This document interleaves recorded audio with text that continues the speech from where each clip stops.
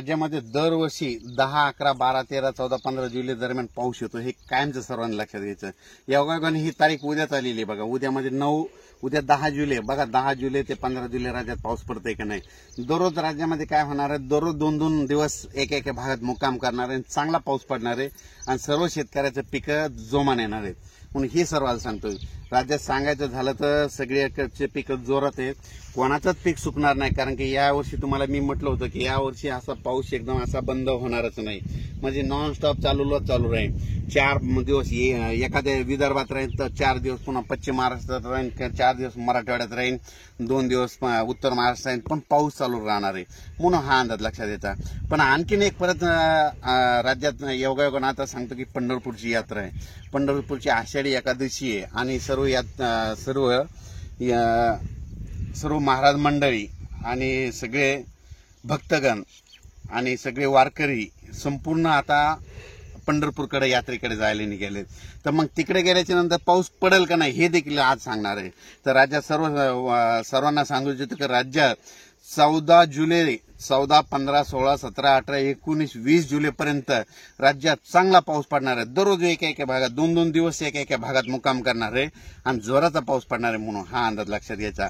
ओढे नाले करणारा पाऊस राहणार आहे, काही ठिकाणी रिमझिम राहणार आहे. म्हणून हा अंदाज लक्षात घ्यायचा. पण परत शेतकऱ्याला सांगू इच्छितो की राज्यामध्ये जशी वापसा भेटेल तसं तुम्ही तुमचे तण नियंत्रण करून घ्या. पण हे देखील तुम्हाला सांगू इच्छितो. पण राज्यामध्ये सांगायचं झालं तर आज 9 जुलैपासून तर 26 जुलैपर्यंत चांगला पाऊस पडणार आहे. म्हणून हा अंदाज लक्षात घ्यायचा.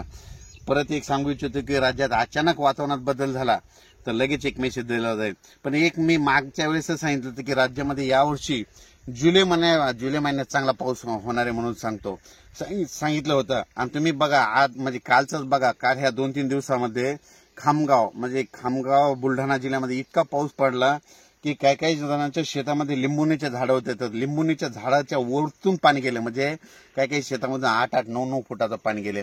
आणि परत एक सर्वांना एक सांगू इच्छितो कारण की काय झालं की पाऊस पडल्याच्या नंतर राज्यामध्ये काय होतं की पुलाच्या फरशीवर पाणी येतं.